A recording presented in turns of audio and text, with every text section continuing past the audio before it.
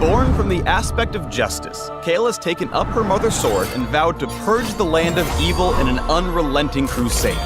She increases in power over the course of a game, sending wave after wave of fiery celestial fury to serve the unjust their final judgment. The righteous shall prevail.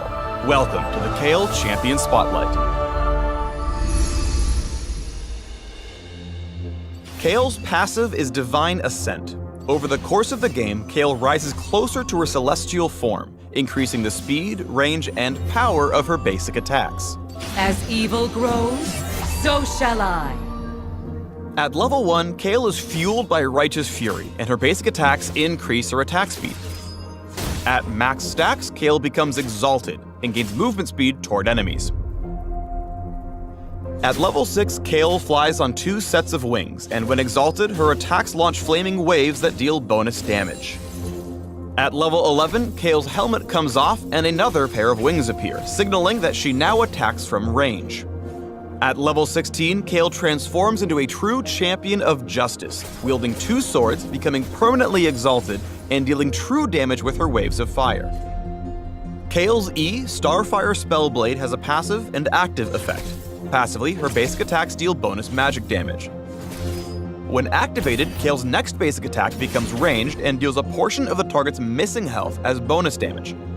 After ascending to level 6, this attack damages enemies next to the target as well.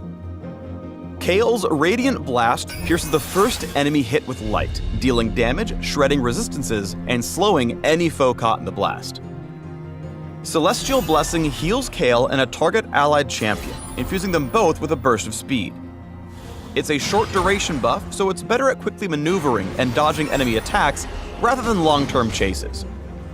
Kayle decides who lives and dies. Her Divine Judgment makes a target ally completely invulnerable for a couple seconds, then purifies the area around them with a cascade of shining blades. Kayle can move while casting, but can't attack or cast other spells until the swords fall. This means it's often better to ult an ally who can dive the enemy team instead of using it on yourself. You'll save them from certain death and massively damage foes at the same time.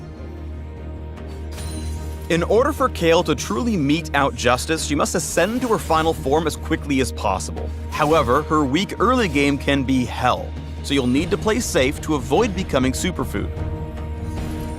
Rely on Radiant Blast and Starfire Spellblade to farm from range. If you stray too close, or try to wing it in a fight, you'll be butchered where you stand.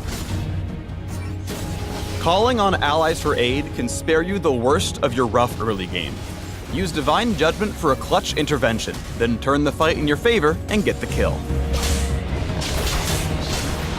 The Righteous really shines once she reaches level 11 and starts to outscale enemies. Tower dives are no trouble thanks to Divine Judgment, and your rapid-fire attacks will melt enemies easily. Exaltations all around.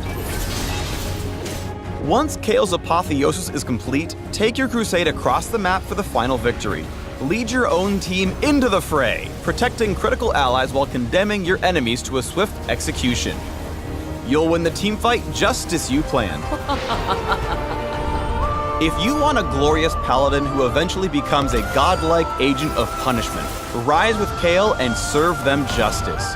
For more info on the Righteous and her fallen sister, soar to the links below. And remember kids, Kayle is good for you. Spinach is better.